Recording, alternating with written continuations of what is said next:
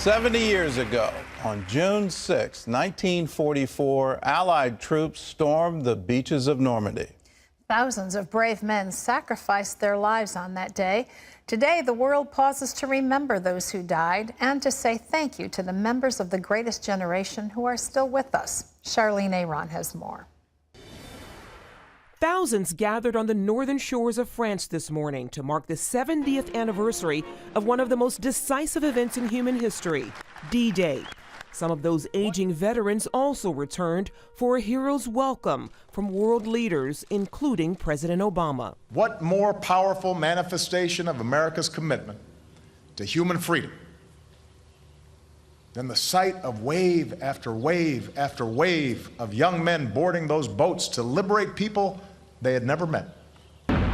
June 6, 1944. It was the largest invasion force by sea ever assembled against a regime that defined modern evil, Hitler's Germany. And most of the boys who landed first on Omaha Beach in a hail of German artillery didn't come home.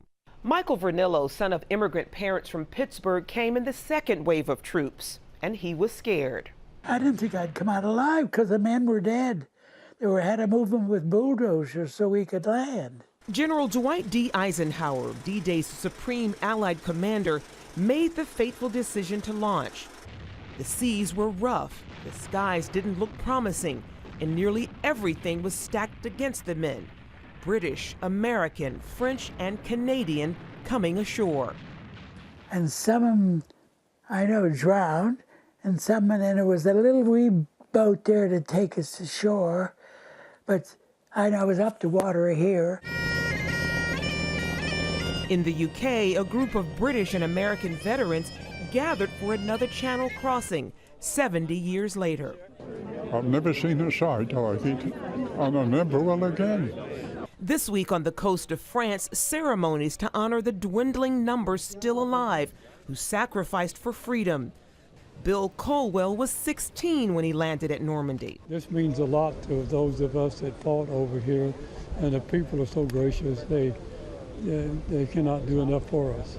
This week, France bestowed on Vernillo and 7 others a medal from the Legion of Honor. I fought every battle in France. I lost all my officers. They were all killed. My captain and 2 officers were all killed. And for a few days at least, a grateful West remembers. Charlene Aaron, CBN News. A great thank you to the greatest generation in American history, the generation that liberated Europe. And I love the celebrations, and the one I love the most is a fellow named Jim Pee Wee Martin. He was part of the 101st Airborne, and he parachuted into Normandy at the age of 23. Well, he did it again today at the age of 93, and he is celebrating in a very unique way. Well, in other news, a Christian college is reeling after a deadly shooting yesterday. Ephraim Graham has more on that story from the CBN Newsroom. Ephraim? Gordon, students and staff at Seattle Pacific University are grieving after a deadly shooting on campus. Police say the gunman killed 1 student and wounded 3 others at the Christian University. But officials say quick-thinking students helped to save lives during that attack. 1 student pepper sprayed the shooter when he stopped to reload his shotgun, and several others helped to pin him to the ground. But for the great response by the people at Seattle Pacific University, this incident might have been much more tragic.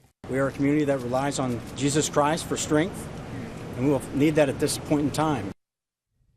That suspect is a 26-year-old named Aaron Ibarra. He was arrested and booked on murder charges. Police are investigating a motive for that shooting. Deadly weather tore through a large part of the heartland Thursday. The storms unleashed falling trees, raging floodwaters, and at least 1 tornado. Mark Martin has this story. Severe thunderstorms pummeled the Denver metro area. Drivers moved slowly through high winds, rain, golf ball-sized hail, even snow. Across the country, large trees were no match for strong winds. In Jonesboro, Arkansas, police say a 74-year-old retired police officer died when a tree fell on his house. It's like, I'm scared. you know, because I live here and I got a magnolia, real big magnolia, and I don't want to go inside to my house either. In the town of Black Rock, Arkansas, police report a woman died when a tree fell on the car she was in during the storm. Then there was intense flooding. In southern Tennessee, the Highway Patrol reports a 72-year-old man died when his car was swept downstream as he apparently tried to cross a flooded roadway. And the search resumes today for a 6-year-old boy who was swept away by floodwaters Thursday afternoon. His mother had him in her arms and lost her grip in the force of the flooding. The family is just very, very distraught, which is very understandable. I would be the same way if it was my child. And I mean, we're a tight community, especially down here at Beaver Dam, and we're all just praying that we can really find him. Further north, the National Weather Service confirmed a tornado touchdown outside Sioux Falls, South Dakota, but no injuries were reported. Mark Martin, CBN News. A temporary victory for nearly 200 Catholic employers in Oklahoma. A federal judge has stopped the U.S. government from forcing them to provide insurance coverage for birth control, at least for now. The Catholic Benefits Association filed a suit in March. They argue Obamacare's contraception mandate forces them to violate their religious belief. The judge's ruling exempts the group from fines or penalties while they're fighting their case in court. And this is just the latest in a long chapter for this battle. Gordon? It is the latest in a long chapter, and it is a temporary victory. And you wonder why there wasn't an exception for freedom of religion in the act. Why do we have to litigate this through the court system?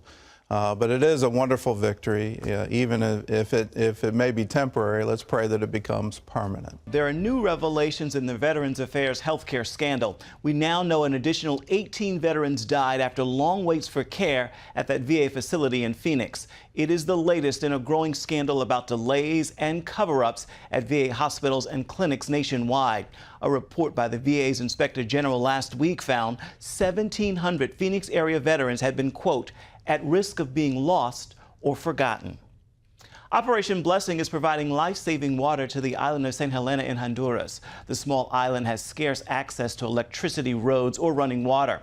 Operation Blessing set out to complete a well system by purchasing missing components, then engineering and installing the entire system. Hardworking villagers joined in, providing much of the labor. They helped dig the ditches to lay piping and to each and every home on that island. Well, you can find out more about Operation Blessing by going to its website, ob.org.